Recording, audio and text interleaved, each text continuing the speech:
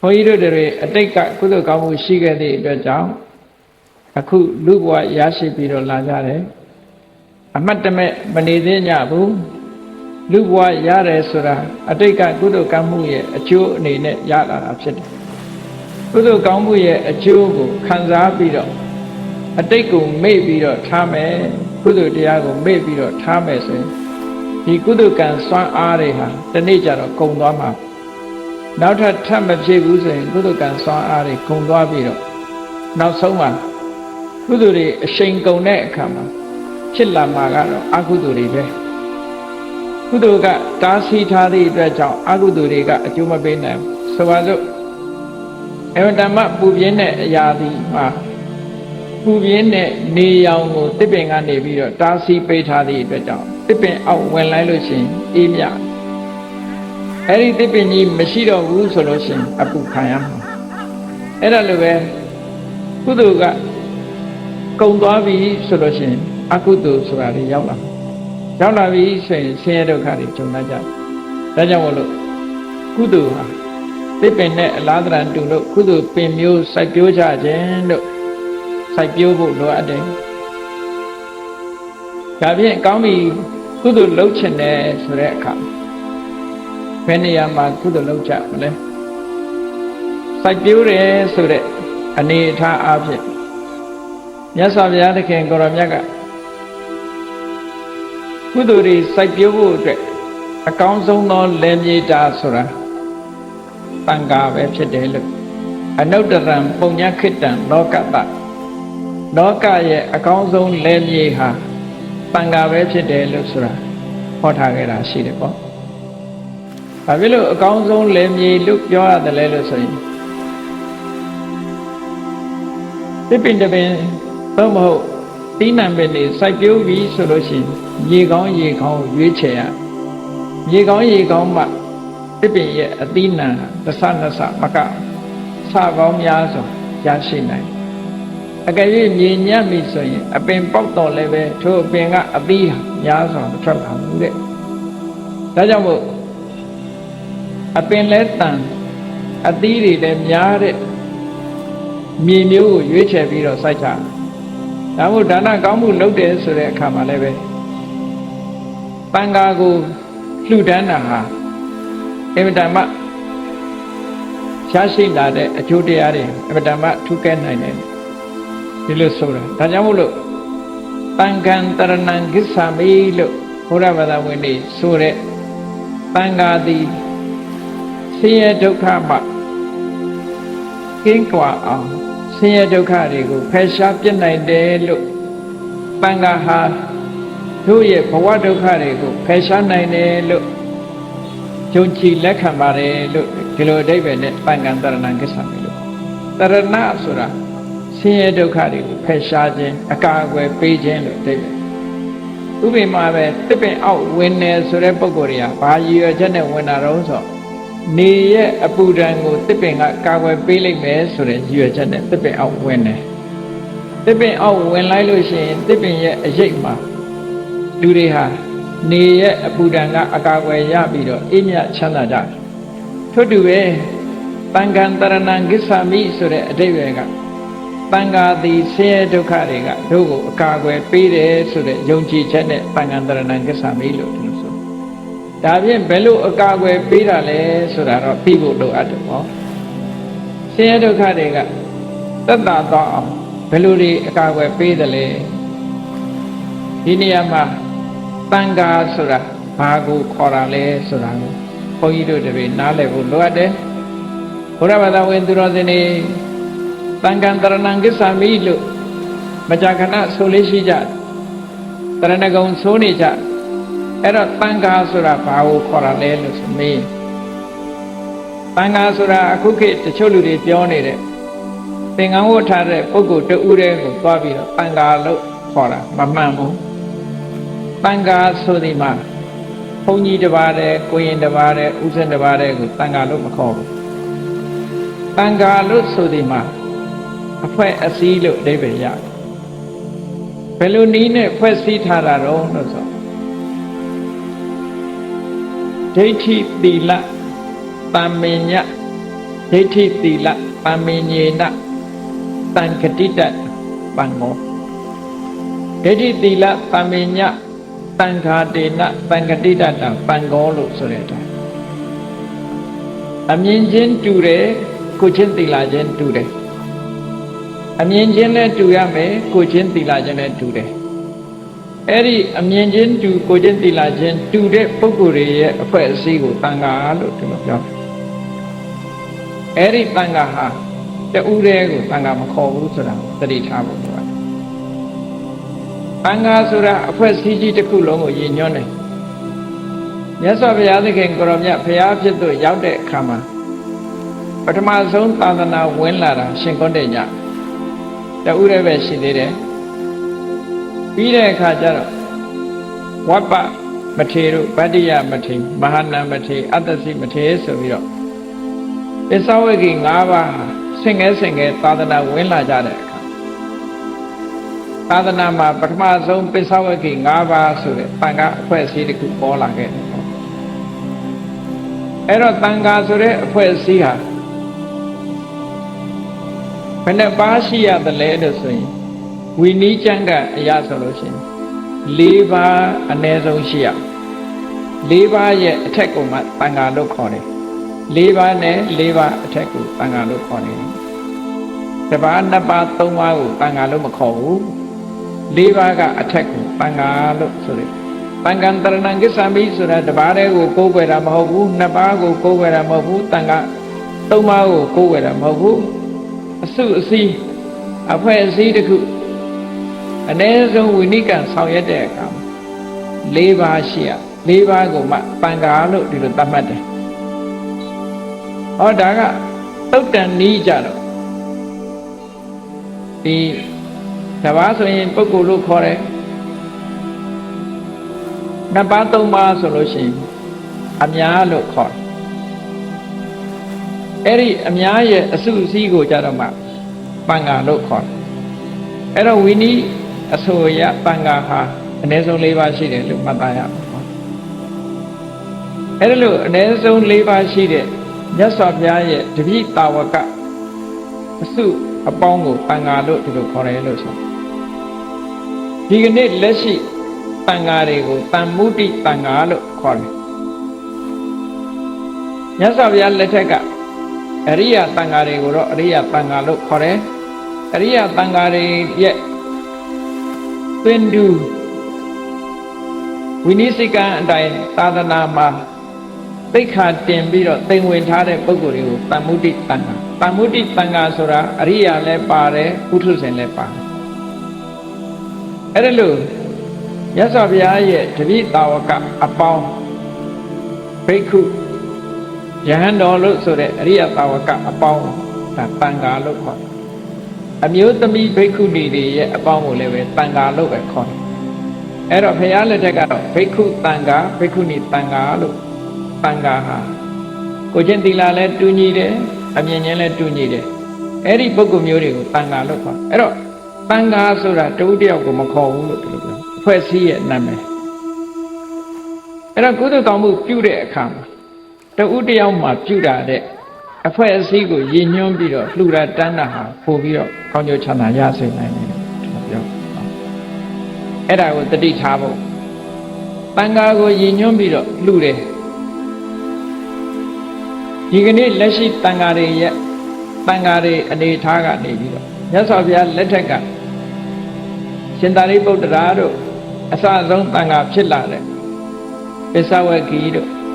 အဲ့ဒီမထေရရဲ့အနွယ်အဆက်အဲ့ဒီတန်ခါတွေကိုပါဥတည်ချက်ထားပြီးတော့ကုသိုလ်ကောင်းမှုလုပ်မယ်ဆိုလို့ရှိရင်ကောင်းကျိုးချမ်းသာတွေဟာအမတ္တမများတယ်လို့မြတ်စွာဘုရား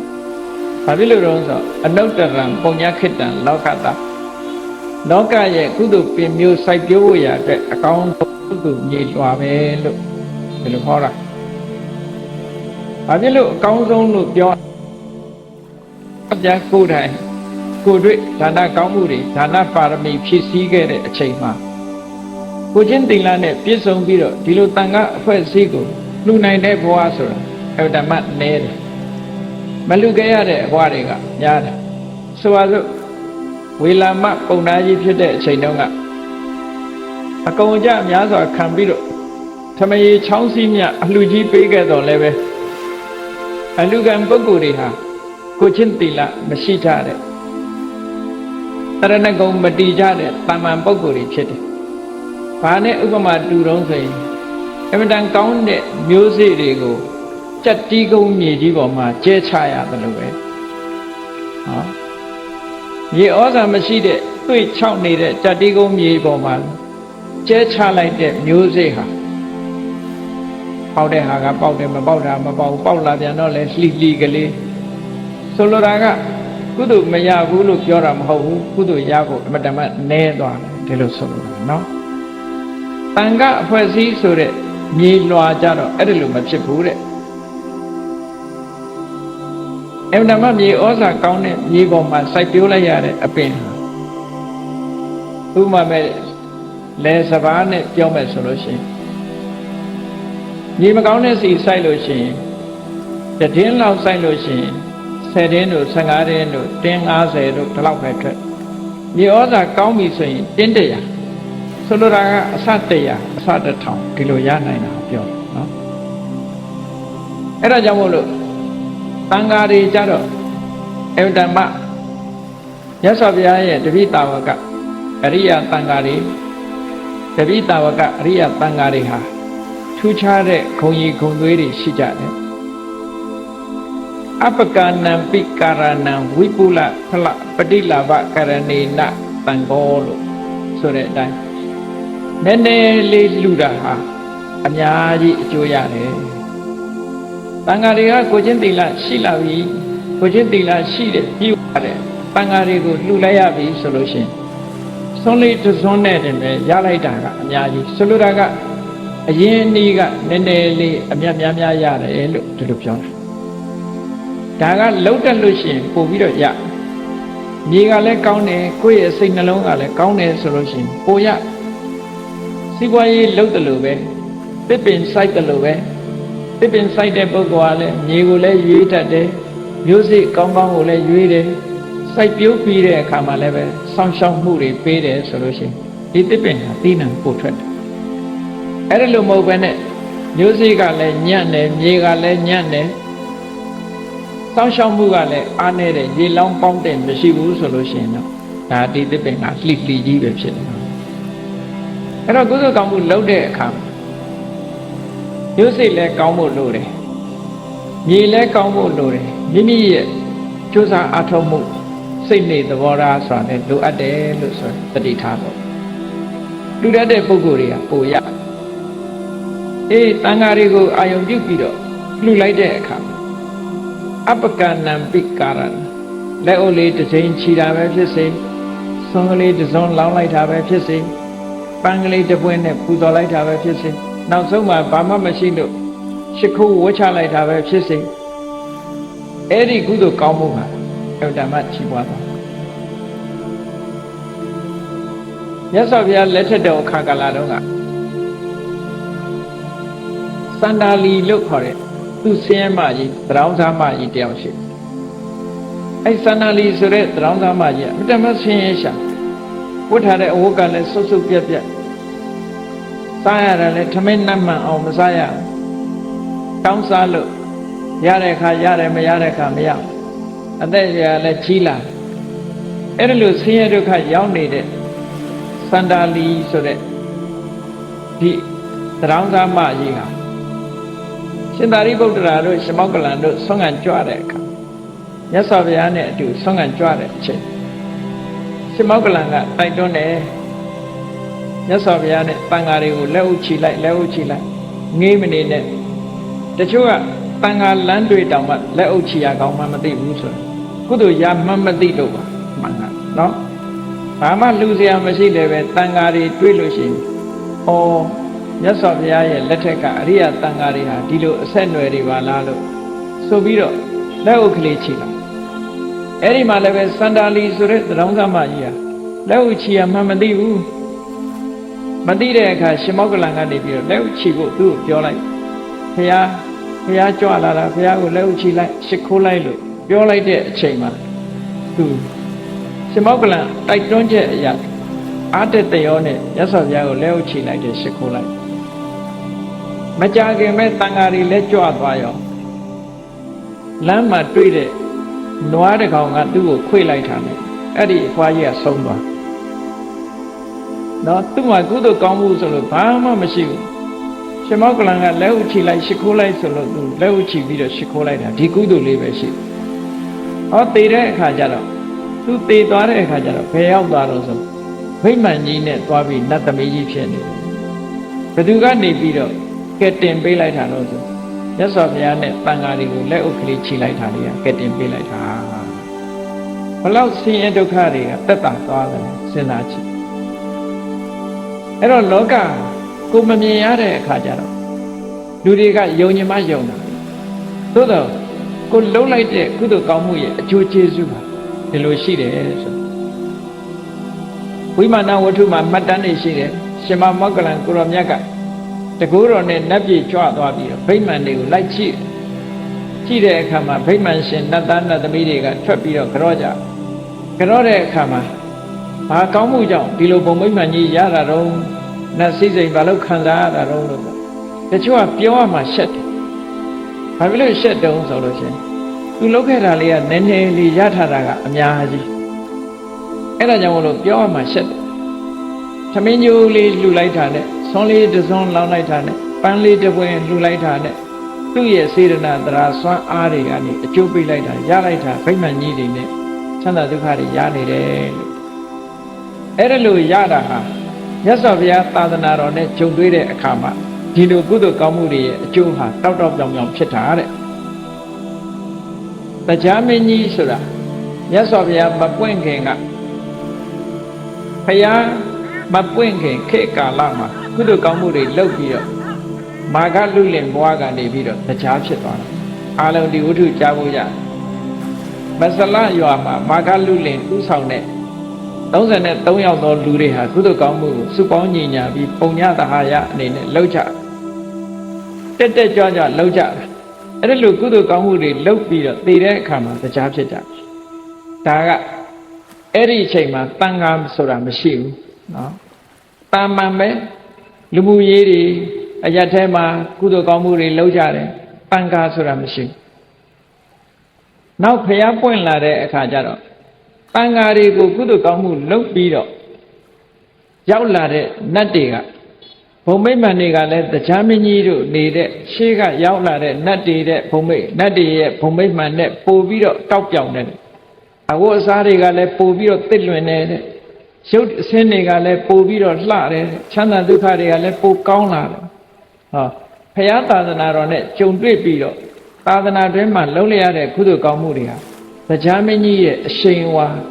တရားရဲ့နောက်ပါခြံရံတွေရဲ့အရှိန်ဝါတဲ့ပို့တောက်တယ်ဆိုလိုတာက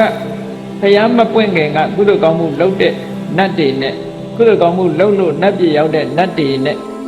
ဘုရားပွင့်ပြီးတဲ့နောက်မှာကုသိုလ်ကောင်းမှုလုပ်လို့နတ်ပြည်ရောက်သွားတဲ့နတ်တွေရဲ့အရှိန်အဝါချင်းသိကွာခြားတယ်လို့ဆိုတယ်။တစ်လွင်တောက်ပြောင်မှုကအမတန်မှကွာခြားတယ်။သုလရထမဟာရထဆိုတဲ့နတ်တွေဘုံမိမ္မာန်နေနဲ့ဘုံမိမ္မာန်တွေကထွက်ပြီးတော့ခန္ဓာနာနာသူတို့စီးစရာယင်တွေကိုစီးပြီးထွက်လာပြီဆိုလို့ရှိရင်တရားမင်းကြီးကရှင်ပြီးတော့မထွက်ရဲဘူးလို့တောင်ဆိုတာ။ဘာဖြစ်လို့လဲဆိုရင်အရှိန်အဝါချင်းကွာတယ်။ဟောင်းတာနဲ့တစ်တာနော်တောက်ပြောင်မှုရှိတာမရှိတာအလုံးကွာနတ်ပြည်ဆိုတာကကုသိုလ်ကောင်းမှုရဲ့အကျိုးသက်သက်ခံစားရတာလူပြည်လို့အဝတ်လဲခြင်းလို့ရတာမဟုတ်ဘူးနတ်ကကုသိုလ်ပေးတဲ့အတိုင်းပဲနေကြဒါကြောင့်ဘုရားမင်းကြီးကလူပြည်ဆင်းပြီးတော့ကုသိုလ်ကောင်းမှုလုပ်တယ်ဆိုတာကြားဖို့ရတယ်မဟုတ်လားအဲ့တော့သာသနာပေါင်းမှာလုပ်တဲ့ကုသိုလ်ဟာအမှန်မှထူးခြားတယ်ဒါဘာကြောင့်လဲလို့ဆိုရင်အနုတ္တရံပုံညာခိတံလောကတ္တတန်ဃာနဲ့တူတဲ့ကုသိုလ်ကောင်းမှုပြုเสียနေရဆိုတာမရှိဘူးဒါကအကောင်းဆုံးပဲလို့ဒီလိုဆိုလိုတာပေါ့အကောင်းဆုံးပဲအေးနတ်ပြည်ရောက်သွားတဲ့ပုဂ္ဂိုလ်တွေများများကြီးလည်းလှုပ်တာမဟုတ်ဘူးလက်ဥကလေးခြိလိုက်တာနဲ့နတ်ပြည်ရောက်တဲ့ပန်းလေးတစ်ပွင့်လှုပ်လိုက်တာနဲ့နတ်ပြည်ရောက်တဲ့ဆွန်းလေးတစ်စွန်းလှုပ်လိုက်တာနဲ့နတ်ပြည်ရောက်တဲ့အဲ့ဒါလို့ကောင်းကျိုးချမ်းသာတွေကိုရပြီးတော့ဖြစ်သွားတဲ့စိစိမ်ဥစ္စာတွေကလည်းတမန်နှစ်ပေါင်းများစွာကုသိုလ်ကောင်းမှုသာသနာ့ဘအခါမှာဝ ဝေလာမပုံနာကြီးတို့လိုအကြီးအကျယ်လူတန်းခဲ့တဲ့ပုဂ္ဂိုလ်တွေတဲ့အရှိန်အဝါပို့ပြီးတော့များနေတယ်ဒါဘာကြောင့်လို့ဆိုရင်မြေကောင်းတော့ကိုသူတို့ပြောတယ်နော်လောကမှာလည်းပဲမြေကောင်းတဲ့နေရာစိုက်တာနဲ့မြေမကောင်းတဲ့နေရာစိုက်တာအမှန်တမ်းကွာကုသိုလ်ကောင်းမှုရဲ့အကျိုးကျေးဇူးလူတွေတဲ့နတ်တွေကပို့ပြီးတော့သိကြလူတွေကတော့ကုသိုလ်ကောင်းမှုရဲ့အကျိုးကျေးဇူးကိုသိပြီးတော့မသိကြဘူးမသိကြဘူးဆိုတာလူဘဝရလာတဲ့အခါမှာကံတရားအကြောင်းတော့ပြောကြပါရဲ့သို့တော့လူဘဝရောက်လာပြီဆိုရင်စာဝတ်နေရေးလုံးပန်းလို့ရလာတဲ့အချိန်လေးနဲ့ပျော်လို့ပါလို့ဒီလိုလုံရင်းတဲ့ဘဝတစ်ခုဟာအဆုံးသတ်သွားကြလူတွေမှာအဆုံးသတ်သွားတယ်ကြိုးစားလိုက်ကိုကြိုးစားမှကိုရတယ်ဆိုတဲ့အသည့်လေးနဲ့ဒီလိုနေကြသို့တော့နတ်ပြည်မှာကြတော့လုတ်ကင်စားတော့လို့ရတဲ့နေရာမဟုတ်ဘူးကုသိုလ်ကံပေါ်မှာမူတည်ပြီးတော့စားကြရတာဆိုတော့ကုသိုလ်ကံကောင်းရင်ကောင်းသလောက်အကျိုးရှိကုသိုလ်ကံညံ့ရင်ညံ့တယ်လို့ဖြစ်တယ်လူတွေကြတော့ကုသိုလ်ကံနဲ့လုံလဝိရိယအကျိုးကထင်ရှားဒါကြောင့်မို့လူဘဝကိုဥဋ္ဌာဏပလူပစီဝိတဲ့လုံလဝိရိယဖြင့်မှီပြီးတော့အသက်မွေးရတဲ့ဘဝမျိုးဆိုတော့လူတွေဟာကိုကြိုးစားရင်ကိုရတယ်ဆိုတော့ကုသိုလ်ကံရဲ့အကျိုးသိမသိဘူးနတ်တွေတော့မသိဘူးနတ်တွေကြတော့အဲ့ဒါလိုမဟုတ်ဘူးကမ္မပလူပစီဝိ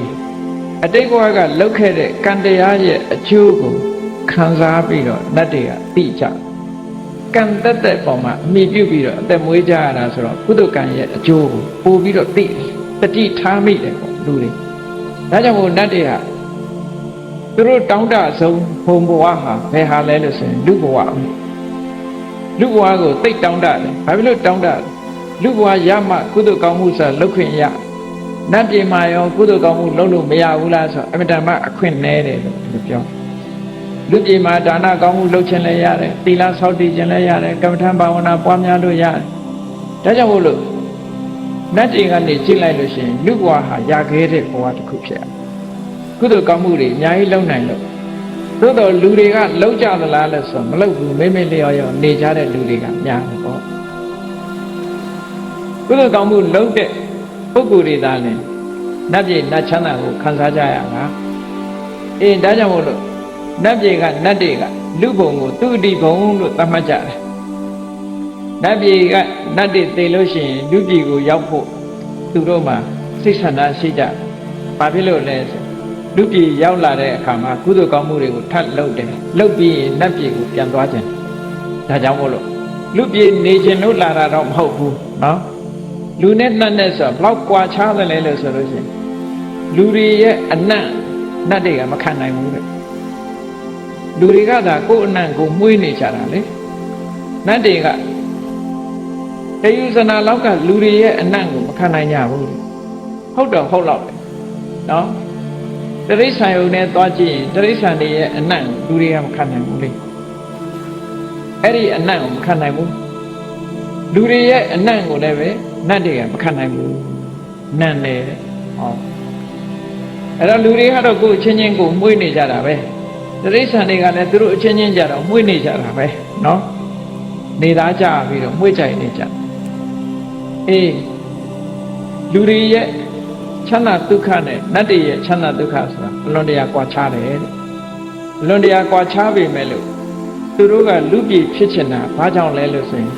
ကုသိုလ်ပင်မျိုးစိုက်ပျိုးခြင်းလို့လူပြည်လာချင်တာဒီလိုအဓိပ္ပာယ်ရှိတယ်နော်လူပြည်ကကုသိုလ်လုပ်ဖို့ခွင့်ရတွေအများကြီးရှိတယ်ဒါကြောင့်မို့လူပြည်လာခြင်းညကောင်းပြီလူပြည်မှာကုသိုလ်လုပ်ဖို့အကောင်းဆုံးဆိုတာဘာလဲလို့ဆိုတန်ခါပဲနော်တန်ခါဟာအကောင်းဆုံးကုသိုလ်လုပ်ဖို့နေရာကြီးတစ်ခုအဲကြောင့်မို့မြတ်စွာဘုရားဟောထားတာဒီပြင်နေရာမှာမရှိဘူးနော်တန်ခါခုံကိုးပါးတဲ့အနုတ္တရံပုံညခေတ္တံလောကတာလောကသားတို့ရဲ့ကုသိုလ်ကောင်းမှုစိုက်ပျိုးရာလယ်မြေတာနဲ့တူတာဟာတန်ခါပဲဘာဖြစ်လို့တန်ခါကိုပြောရတယ်လဲဆိုအပကဏံပိကာရဏံဝိပုလဖလပတိလာဘနည်းနည်းလေးလှုပ်တာအများကြီးရနိုင်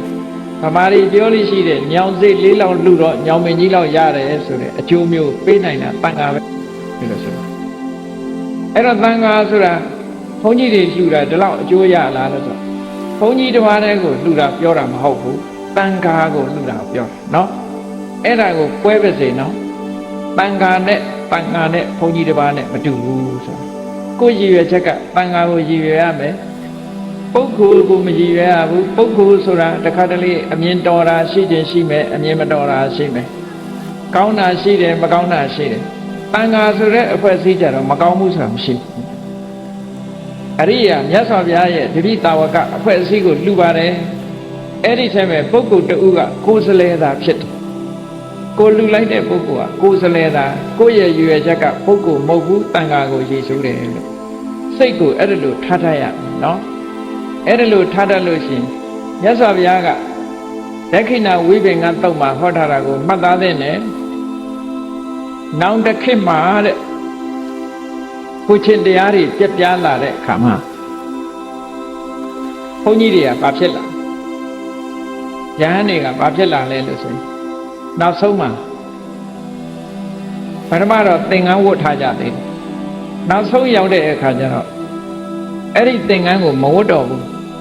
သင်္ကန်းရောင်လေးကိုလက်ပင်ပတ်ထားတာဒါဘုန်းကြီးဆိုတဲ့သင်္ကေတလေးအဲ့လောက်ပဲကျန်နောက်တစ်ခေတ်မှာအဲ့ဒီလိုတန်ကယဟန်မျိုးကိုဂုတ္တရဘူးလို့ခေါ်တယ်တကယ်ကောင်းမြတ်တဲ့အနွယ်တွေကိုဖြည့်ဆည်းပြစ်သူနောက်ဆုံးပုဂ္ဂိုလ်ပေါ့အဲ့ဒါမရှိဘူးလို့မထင်နဲ့ခဏဂျပန်နိုင်ငံမှာရှိနေပြီနော်ဂျပန်နိုင်ငံမှာရှိနေဘုန်းကြီးတို့တီဟိုနေတုန်းကဂျပန်ဘုန်းကြီးတဲ့ဇင်ဗုဒ္ဓဇင်းကိုလာပြီးတော့ပို့ချသူကဘုန်းကြီးတွေရဲ့ရှေ့မှာရေးတယ် Reverend လို့ဆိုတာရေးထား Reverend လို့ရေးထားတယ်သူကြည့်လိုက်တော့ဘိုကေနဲ့ necktie နဲ့နော်ဘောင်းမီရှည်နဲ့ဒီလိုလာတော့လူအကြောင်းမှတ်မဟုတ်ဘူးသူလိမ့်စာကတ်တို့သူအခန်းတို့ရေးထားတာကြည့်လိုက်တော့ Reverend လို့ရေးထားဟောဒါဘုန်းကြီးလားလို့ဆိုဟုတ်တယ်တဲ့ဘုန်းကြီးဂျပန်ဘုန်းကြီးနော်ဂျပန်ဘုန်းကြီးတဲ့အဲ့ဒီဂျပန်ဘုန်းကြီးကဆင်ဗုဒ္ဓဘာသာအကြောင်းကိုလာပြီးတော့ပို့ချလိုက်တယ်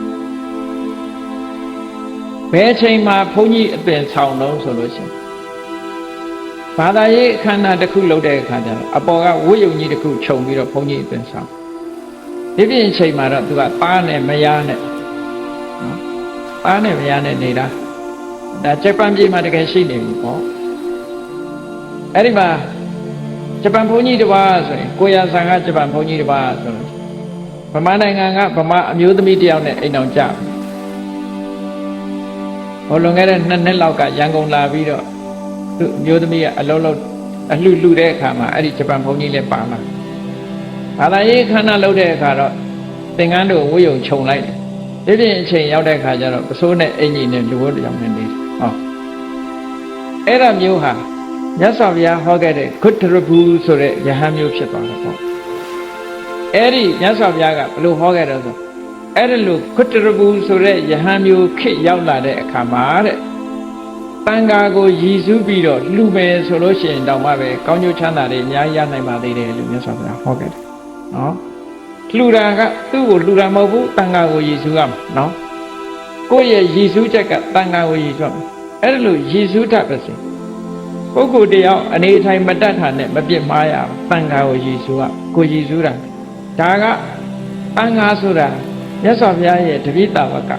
အစဉ်အဆက်ကလာခဲ့တဲ့အဖွဲ့အစည်းတစ်ခုရည်ညွှန်းတာအေးကောင်းပြီတန်ခါဆိုတာတန်ခါဆိုတဲ့အဖွဲ့အစည်းထဲမှာဆိုလို့ရှိရင်ပြည့်စုံရမယ့်အင်္ဂါရပ်တွေကတော့ဘာတွေလဲလို့ဆိုရင်အားလုံးသိတဲ့အတိုင်းသုပ္ပတိပန္နောဘဂဝတောတာဝကတန်ခောတာဝကတန်ခါဆိုတာမြတ်စွာဘုရားတပည့်ရဲ့အစုအဝေးအဖွဲ့အစည်းဒီလိုဆိုလို့ဘုရားရဲ့တပည့်လို့နာမည်ခံထားရင်အဲ့ဒီထက်ကအဖွဲ့ဝင်လောကမှာအခုလည်းဘာအသင်းညာအသင်းဆိုတာရှိတယ်မဟုတ်လားအခုလည်းဆုံးလောင်းသင်းတို့ဘာလို့ဆိုတာရှိတာပဲလေအဲ့ဒီအသင်းဆိုတာတယောက်တည်းကိုခေါ်တာမဟုတ်ဘူးအဖွဲ့အစည်းကိုခေါ်တယ်အဲ့ဒါလိုပဲတန်ခါဆိုတာအဖွဲ့အစည်းကိုခေါ်တယ်မြတ်စွာဘုရားရဲ့တပည့်အသင်းဝင်အဲ့ဒီအသင်းဝင်ဆိုတဲ့အခါမှာကောင်းတာလည်းရှိတယ်မကောင်းတာလည်းရှိဒါဟာပုဂ္ဂိုလ်နဲ့ဆိုင်အသင်းနဲ့မဆိုင်နော်အေးဒါကြောင့်မို့အဲ့ဒါကိုခွဲခြားပြီးတော့မြင်ထားရတယ်မမြင်လို့ရှိရင်လုံးပြီးတော့ပြောမိတတ်တယ်အဲ့ဒါမှားတယ်လုံးပြီးပြောရင်ကိုယ်မှအပြစ်ဖြစ်တယ်လုံးပြောစရာမလိုဘူး ဗမာစကားတွေလည်းပြောတယ်မဟုတ်လားခြေမမကောင်းခြေမလက်မမကောင်းလက်မမကောင်းတာကပုဂ္ဂိုလ်နဲ့ဆိုင်တန်ခါနဲ့မဆိုင်တန်ခါနဲ့မဆိုင်အေးဒါကြောင့်မို့လို့မြတ်စွာဘုရားရဲ့တတိတာဝကဆိုတာသုပ္ပတိပန္နမဂ္ဂင်၈ပါးကျင့်တရားမှန်မှန်ကန်ကန်ကျင့်မဂ္ဂင်၈ပါးကျင့်တရားဆိုတာဘာလဲပြောမယ်ဆိုသီလသမာဓိပညာသမ္မာဝါစာသမ္မာကမ္မန္တသမ္မာအာဇီဝဆိုတာသီလသမ္မာဝါယာမသမ္မာတတိသမ္မာသမာဓိကသမာဓိသမ္မာဒိဋ္ဌိသမ္မာသင်္ကပ္ပကပညာလို့ဟောသီလသမာဓိပညာသိက္ခာ၃ရပ်အကျင့်မြတ်ကိုကောင်းမွန်စွာကျင့်တယ်လို့ကျင့်နေစေပုဂ္ဂိုလ်တွေကိုသုပ္ပတိပန္နာလို့ခေါ်တယ်။မြတ်စွာဘုရားတပည့်သားဆိုလို့ရှိရင်သာသနာပေါင်းဝင်လိုက်ကြတဲ့ကကိုချင်းသီလဆောက်တရားကိုချင်းသီလမရှိဘဲနဲ့တပည့်သားမဖြစ်ဘူး။ကြည့်လေခုနတုန်းကပိဋကတရားနာတော့မယ်ဆိုလို့ရှိရင်ငါးပါးသီလဆောက်တည်လိုက်တာငါးပါးသီလဆောက်တည်ထားတဲ့အခုပိဋကဟာငါးပါးသီလပြည့်စုံနေတဲ့ပိဋကပဲလူတိုင်းမေးကြည့်ဒီချိန်မှာငါးပါးသီလဘယ်သူမှမချိုးဖောက်ဘူးဆောက်တည်ထားတဲ့ငါးပါးသီလပြည့်စုံရှိနေကြသီလရှိနေကြအဲ့ဒါလိုပဲသာသနာပေါင်းဝင်ပြီးတော့ယဟန်တစ်ပါးသာသနာပေါင်းရောက်လာတာနဲ့တပြိုင်နက်သီလပြည့်စုံသွားအဲ့ဒီပြည့်စုံသွားတဲ့သီလဟာယဟန်တော်တွေမှာပါရာဇိကသိက္ခာပုဒ်၄ခုမကျူးလွန်မဖောက်ပြဲအေးသည်မြကာလပတ်လုံးယဟန်ဘဝမဆုံးရှုံးသေးဘူးဒီလိုဆိုလိုတာပေါ့နော်မဆုံးရှုံးသေးတော့ယဟန်ဆိုတဲ့အဖြစ်ကသူ့အယုတ်သိမ်းမခံရသေးဘူးဟောအေးအဲ့ဒါလို့သီလကျင့်စဉ်သမာဓိကျင့်စဉ်ပညာကျင့်စဉ်ဒီအကျင့်တွေကိုကျင့်နေတယ်သုပ္ပတိပန္နာလို့ခေါ်နောက်တစ်ခါဥစုပတိပန္နာဖြောင့်မတ်တယ်မဂ္ဂင်၈ပါးအကျင့်တရားဟာနိဗ္ဗာန်ကိုသွားတဲ့လမ်းဟာတကယ်ကိုဖြောင့်မတ်တဲ့လမ်းဖြစ်တယ်အဲ့ဒီနိဗ္ဗာန်ကိုတစ်ဖြောင့်နေကျင့်သို့မဟုတ်ရိုးသားဖြောင့်မတ်စွာကျင့်အဲ့ဒီသီလသမာဓိပညာကျင့်နေတယ်ဆိုတဲ့ပုဂ္ဂိုလ်ရဲ့စိတ်နှလုံးဟာလည်းဖြောင့်စင်းတယ်နိဗ္ဗာန်ကိုသွားဖို့လမ်းကြောင်းပေါ်မှာလည်းသူဖြောင့်ဖြောင့်မတ်မတ်ရောက်တယ်လို့အဲကြောင့်မို့ဥစုပတိပန္နောဘဂဝတောတာဝကပံယောဂန်နဲ့အကျင့်ဆိုတာနိဗ္ဗာန်ရောက်ဖို့လမ်းကြောင်းနဲ့တင့်လျော်နိဗ္ဗာန်ကိုရောက်စေနိုင်တဲ့အနေအထားရှိတာမျိုးလျော်တယ်လို့ပြောတယ်နော်အဲ့ဒီလျော်တဲ့အကျင့်ကိုကျင့်နေတဲ့ပုဂ္ဂိုလ်တွေဟောဒါကကျင့်နေစေပုဂ္ဂိုလ်တွေကိုလည်းရှင်ညွှန်းတယ်တခါတရံကြတော့ကျင့်ပြီးသားပုဂ္ဂိုလ်တွေကိုလည်းရှင်ညွှန်းတယ်အဲ့တော့ကျင့်နေစေပုဂ္ဂိုလ်တွေကိုရှင်ညွှန်းတယ်ဆိုလို့ရှိရင်အဆင့်အမြင့်ဆုံးကြတော့မက္ခထာလို့ဆိုတဲ့ဝိပဿနာကျင့်စဉ်ကိုကျင့်လိုက်လို့သောတပန်သတ္တပတိမက်ကိုမျက်မှောက်ပြုသွားတယ်သဂရဂါမိမက်ကိုမျက်မှောက်ပြုသွားတယ်အနာဂါမိမက်ကိုမျက်မှောက်ပြုသွားတယ်ရတ္တမက်ကိုမျက်မှောက်ပြုသွားတယ်ဆိုရယ် message ဖြစ်ပေါ်နေတဲ့အခိုက်မက္ခထပုဂ္ဂိုလ်၄ဦးကိုဒါကျင့်စေပုဂ္ဂိုလ်လို့အဲ့ဒီမက္ခထမရောက်သေးပေမဲ့လို့သီလသမာဓိပညာသိက္ခာ၃ရပ်အကျင့်မြတ်ကိုကျင့်နေပြီဆိုတဲ့ကဒါဟာလဲကျင့်စေပုဂ္ဂိုလ်လို့ဒီလိုပြောအဲ့ဒါလို့ကျင့်နေတဲ့ပုဂ္ဂိုလ်တွေအမြင့်ဆုံးပုဂ္ဂိုလ်အနေနဲ့ပြောမယ်ဆိုရင်ယတိရံသတ္တရိပုရိတယုဂာနိသတ္တရိပုရိတယုဂာနိဆိုတာအစုံအားဖြင့်၄စုံဆိုတာသောတပတ္တိမေဃထသောတပတ္တိဖလထသဂရဂါမိမေအဲ့ဒါကတစ်စုံသောတပတ္တိမေဃထနဲ့သောတပတ္တိဖလထကတစ်စုံသဂရဂါမိမေဃထနဲ့သဂရဂါမိဖလထတစ်စုံအနာဂါမိမေဃထနဲ့အနာဂါမိဖလထတစ်စုံအရဟတမေဃထနဲ့အရဟတပလထတစုံလို့ဆိုဒါကို၄စုံလို့ပြောနော်အစုံလိုက်အထပုရိသပုဂ္ဂလအရေးအတွက်ကြတော့အစုံက၄ခုဆိုတစ်ခုစီခွဲလိုက်တဲ့အခါကျတော့၈ခုဖြစ်သွားပုဂ္ဂိုလ်အနေနဲ့ပြောမယ်ဆိုရင်၈ယောက်ဖြစ်သွားသောတပတ္တိမေဃထပုဂ္ဂိုလ်သောတပတ္တိဖလထပုဂ္ဂိုလ်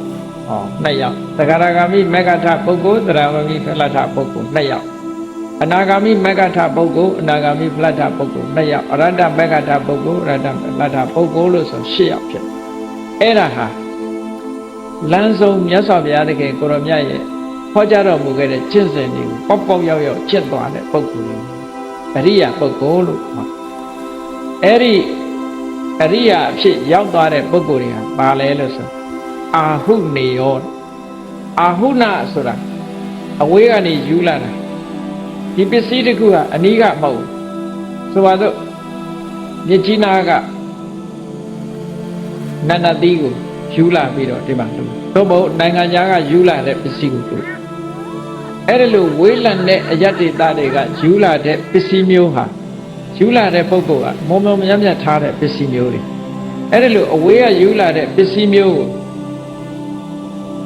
ခံတိုက်အောင်ကိုချင်းတရားကောင်းတဲ့ပုဂ္ဂိုလ်ဆိုတာဘာလို့လဲဆိုရင်တန်ခါပဲ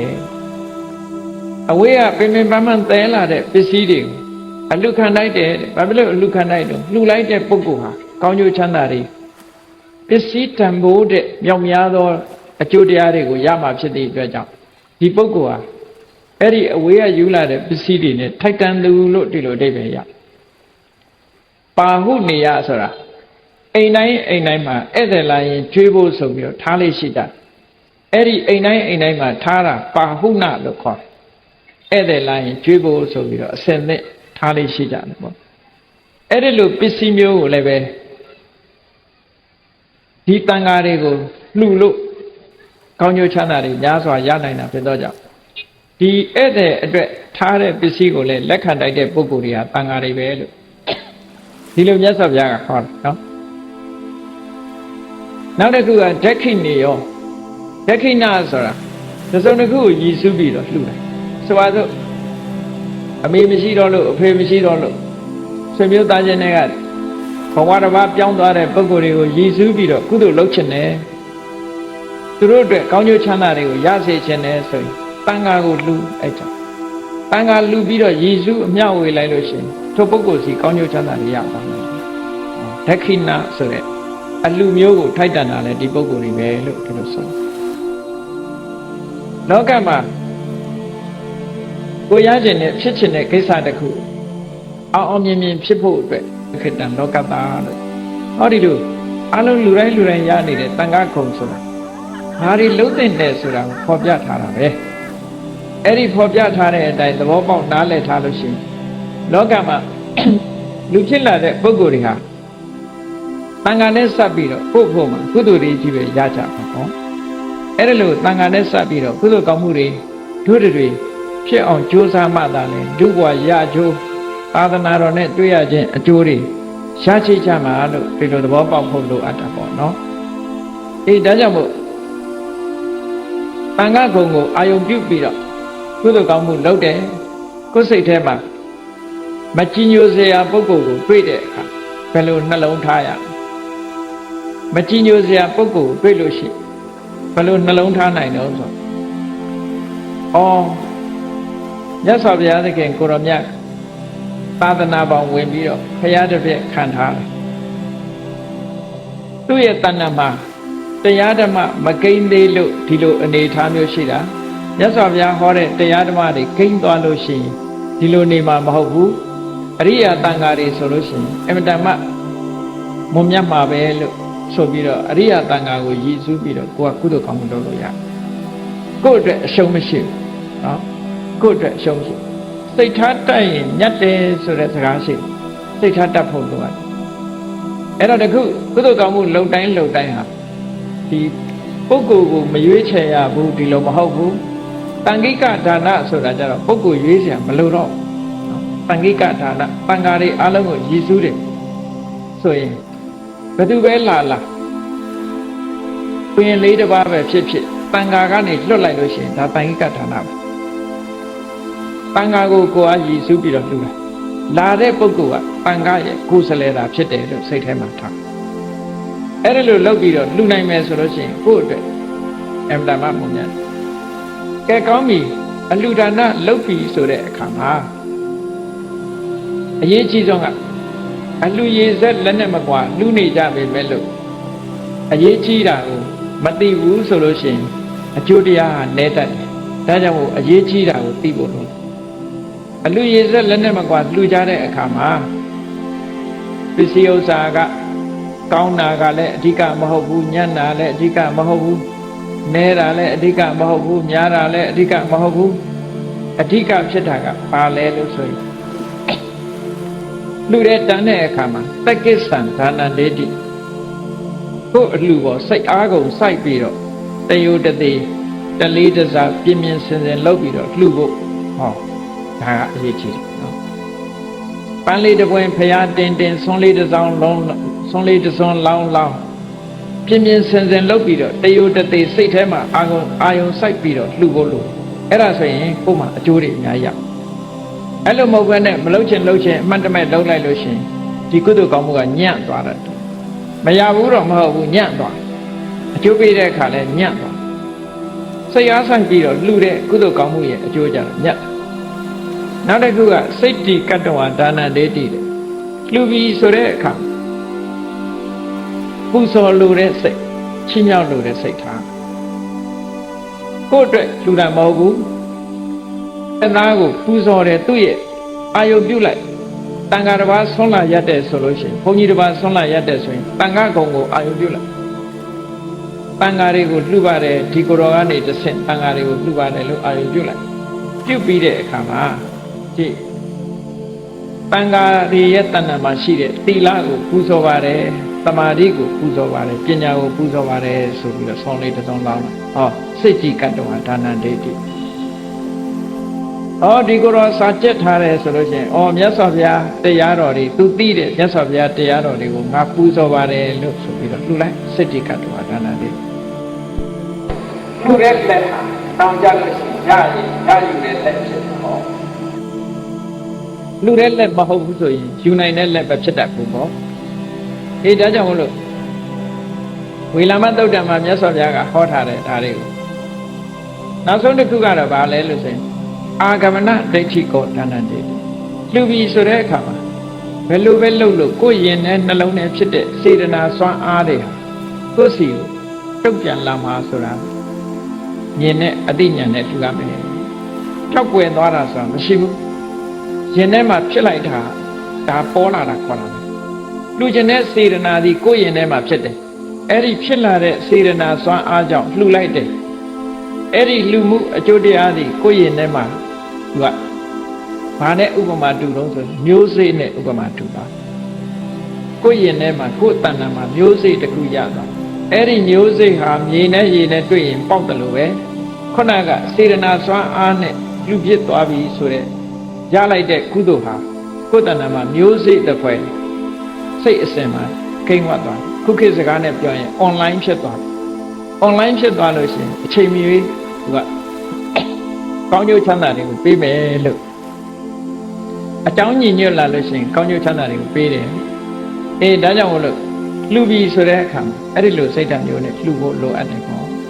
လှုပ်တတ်မှအကျိုးရှိတယ်စီးပွားဥစ္စာလုပ်ရင်လည်းလှုပ်တတ်တဲ့လူကပို့ပြီးတော့ကောင်းကျိုးချမ်းသာရမလှုပ်တတ်တဲ့ပုဂ္ဂိုလ်ကကောင်းကျိုးချမ်းသာမရဘူးနဲတယ်တခါတည်းကုသိုလ်လုပ်နေပြီမဲ့လို့အကုသိုလ်တွေဖြစ်တတ်သေးတယ်တတိထားဖို့ရကုသိုလ်လုပ်နေတဲ့အချိန်မှာကိုယ့်ရဲ့စိတ်ထဲမှာကုသိုလ်ပဲဖြစ်အောင်ကြိုးစားအကုသိုလ်ပဲဖြစ်စေဘုံဆုံးလောင်းနေတဲ့အချိန်မှာကိုမကြိုက်တဲ့အမူအရာတွေနဲ့ကိုမကြည်ညိုစရာစိတ်ထဲမှာပေါ်လာတာကိုတွားပြီးတော့ကဲ့ရဲ့ပြစ်တင်ပြီးတော့ဒီရှုပ်ချတဲ့စိတ်တွေအကုသိုလ်တွေဝင်ရင်ဘယ်သူအကုသိုလ်ဖြစ်တယ်ဆိုကိုယ်ပဲအကုသိုလ်ဖြစ်သွားစိတ်ထားတတ်ဖို့လိုတယ်ပေါ့ဒါကအမတန်မှအရေးကြီးတာစိတ်ထားတတ်ရင်ကိုကညတ်သွားနောက်သံဃာတွေကိုရည်စူးထားတဲ့ပစ္စည်းတွေနဲ့ပတ်သက်တဲ့အခါမှာလည်းပဲသံဃာတွေကိုရည်စူးထားတဲ့ပစ္စည်းဟာသံဃာတွေနဲ့သက်ဆိုင်မလူရသေးပေမဲ့လို့သံဃာကိုရည်စူးထားပြီးဆိုတဲ့အခါကိုကအလေးတစ်ခုယူဆိုင်ဖို့လိုအပ်တယ်ပေါ့နော်ရှင်းတော့ကသံဃာတွေရည်စူးထားတဲ့ပစ္စည်းတွေကိုစားဥစားပြစားမိတဲ့ပုဂ္ဂိုလ်တွေဟာပြိတ္တာဘဝရောက်သွားတတ်ကြဒါမျိုးလည်းရှိတတ်သေးတယ်နော်အမှန်တမ်းတတိထားရတယ်ပေါ့တန်ဃာဆိုတာကိုခြေစူးလိုက်ပြီဆိုလို့ရှိရင်ဒီတန်ဃာတွေအတွက်သက်ဟိုကစိတ်ထဲမှာထားပြီဆိုလို့ရှိရင်ကုသိုလ်ကောင်းမှုကအများကြီးဖြစ်လာအဲ့တော့လူတွေမှာကုသိုလ်ရဖို့အတွက်အလူကံပုဂ္ဂိုလ်ကလည်းအရေးကြီးတာမှန်တယ်လှူတဲ့ပုဂ္ဂိုလ်ကလည်းအရေးကြီးတာမှန်တယ်အဲ့ဒီလိုမှန်တဲ့နှစ်ခုတည်းမှာအလူကံပုဂ္ဂိုလ်လည်းအရေးကြီးတယ်လှူတဲ့ပုဂ္ဂိုလ်လည်းအရေးကြီးတယ်ဆိုရင်ကဲထပ်ပြီးတော့ရွေးရင်သူတို့နှစ်ဦးဟာဘယ်သူကပိုအရေးကြီးတယ်လဲဆိုတာစဉ်းစားဖို့လိုအပ်တယ်ပေါ့အလူကံပုဂ္ဂိုလ်ကပိုအရေးကြီးတာလားလှူတဲ့ပုဂ္ဂိုလ်ကပိုအရေးကြီးတာလားလို့ပြန်ပြီးတော့ကြည့်လိုက်လို့ရှိရင်အဖြေကိုရှာရင်ဘယ်လိုရှာမလို့ဆိုရင် ဒါနကုသိုလ်သည်အလူကံပုဂ္ဂိုလ်မှာဖြစ်တာလားလှူတဲ့အလူရှင်မှာဖြစ်တာလားလှူတဲ့အလူရှင်မှာဖြစ်တာနော်အလူကံပုဂ္ဂိုလ်ကကိုယ်အလူပစ္စည်းကိုလက်ခံသူသာဖြစ်တဲ့အာယုပြုเสียအနေနဲ့သာဖြစ်တာဒီကုသိုလ်စိတ်ကဘု து တဏ္ဍမှာဖြစ်တာတော့ဆိုလှူတဲ့လူရဲ့တဏ္ဍမှာဖြစ်တယ်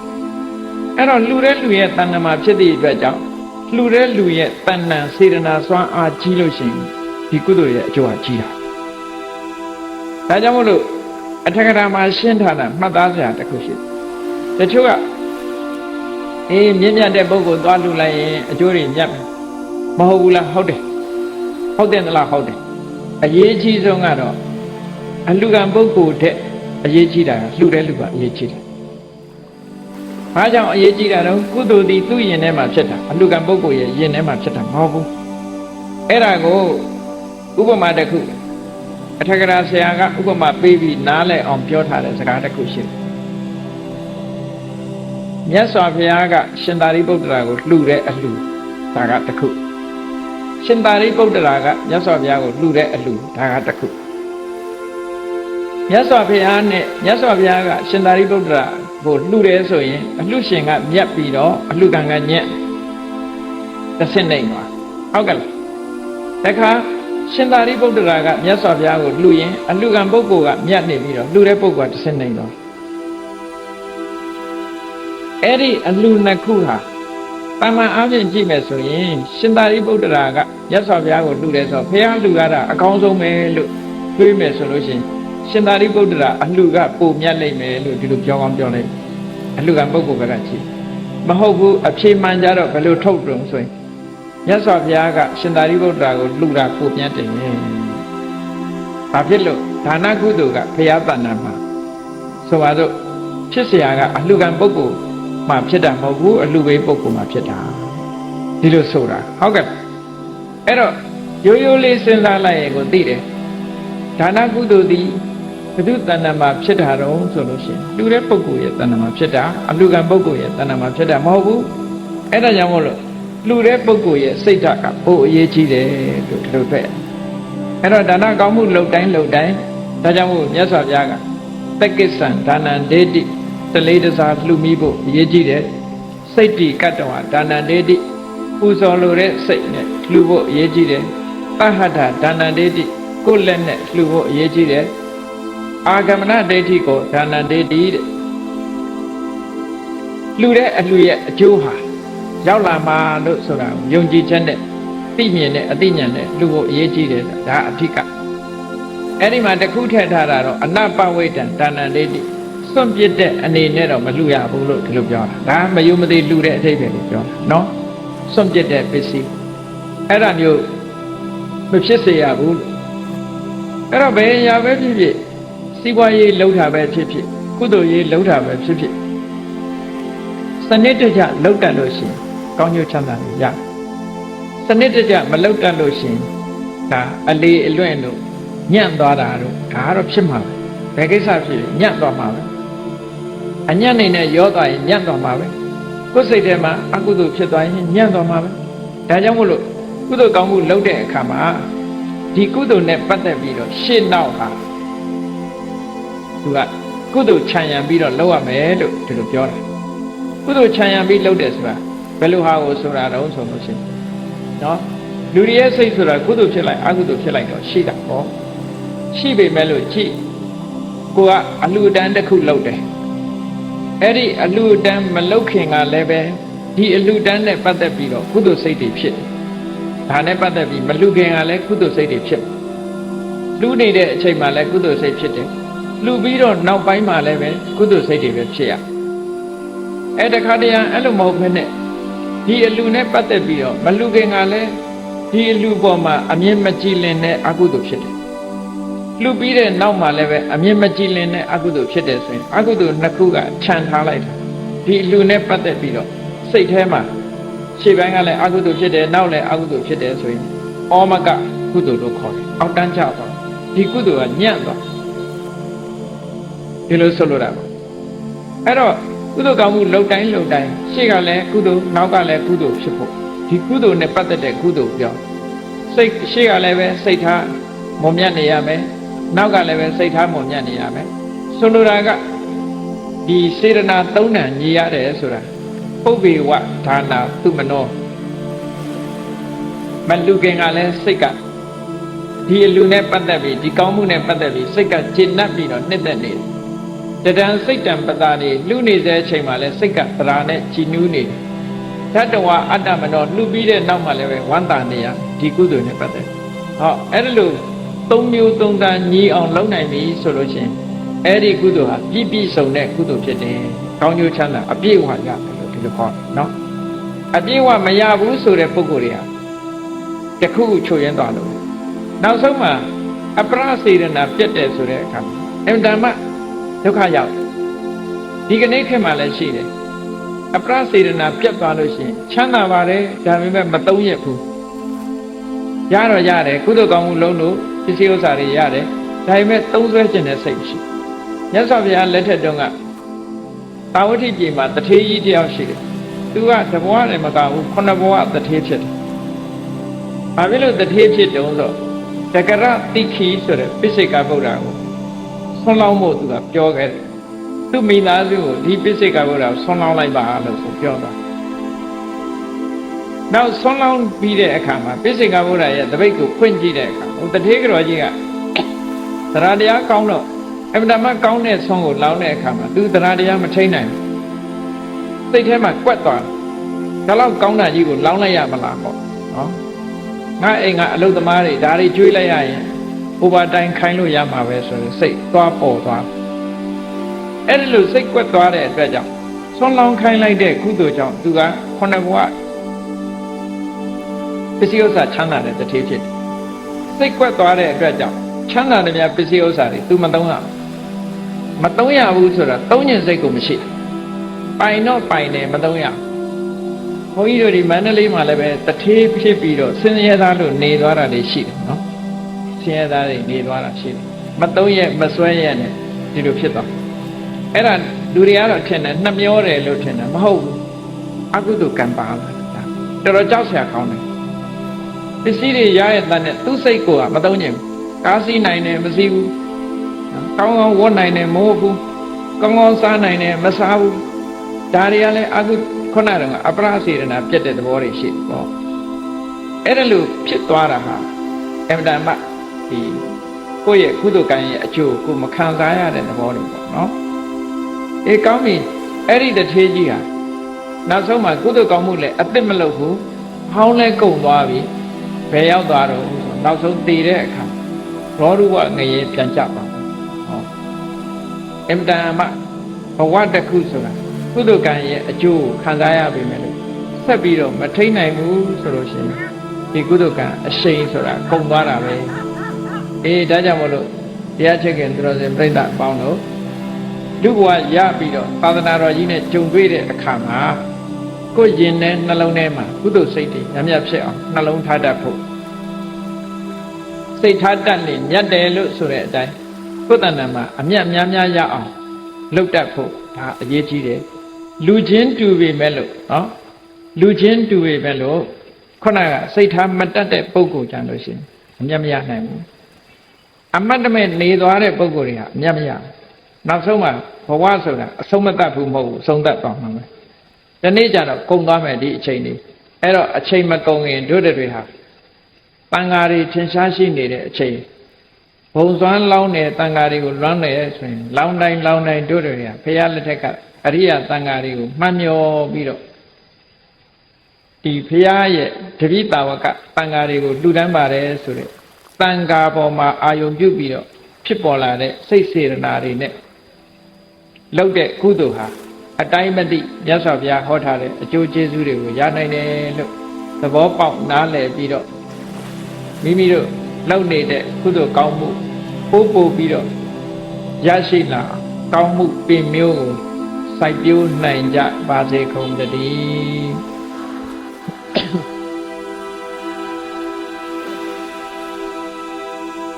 ကဲမေတ္တာပို့ရအောင်တတ္တဝါများစွာဘေးရန်กว่าချမ်းသာကြပါစေတတ္တဝါများစွာ ဘေးရန်ကွာချမ်းသာကြပါစေမေတ္တာရေချမ်းသုံးငါးဖြံငြိမ်းချမ်းကြပါစေမေတ္တာရေချမ်းသုံးငါးဖြံငြိမ်းချမ်းကြပါစေသက်ရှိချမ်းသာစိတ်ချမ်းသာတို့ရဆန္ဒပြည့်ပါစေသက်ရှိချမ်းသာစိတ်ချမ်းသာတို့ရဆန္ဒပြည့်ပါစေဖုံလန္တာဒုက္ခပင်ကစားမေတ္တာပုံနေဟိတုသင်္ကမမနောတရတိတဗေတံဘဝယန္တုဒုက္ခန္တကမေတ္တာပုံနေဟိတုသင်္ကမစုပေါင်းပုအပ်မေတ္တာတဟုရောင်ပြူပါဝင်းငွေလာမင်းနှင့်ရောင်ချင်းရှဲယုံပေါင်းဆောင်ရအခြင်းကြောင့်တဗေတံကျွမ်းမဲ့ဥတ္တုံလုံးစုံများစွာတတ္တဝါတို့၏မနောတရတိမြင်များဖြူစင်အေးကြည်လင်းသည့်ရေစဉ်ပြည့်တင်းစိတ်နှလုံးတည်ဟူသောရေအိုင်ကြီးအတွင်၌ဒုက္ခပင်ကသာစင်ထာဝရအေမြจิตာတာယာပွင့်လန်းချမ်းသာဒုက္ခအရိဟုသောကုမုဒ္ဒရာကြာပန်တို့သည်ဖုံလန္တာဝန္တာရွှင်မြူဝမုံလူလျက်ကြည်နူးဝဲကြုံပူပွင့်ကြကုန်သည်ဖြစ်၍ဒုက္ခနကလေအောင်လေတဲ့ရောရှက်သင်ပြပိတိတိဟုသောယနန်းတို့သည်ဘဝယန္တုကောင်းစွာမသွေကြိုင်လည်၍နေကြပါစေကုန်သတည်း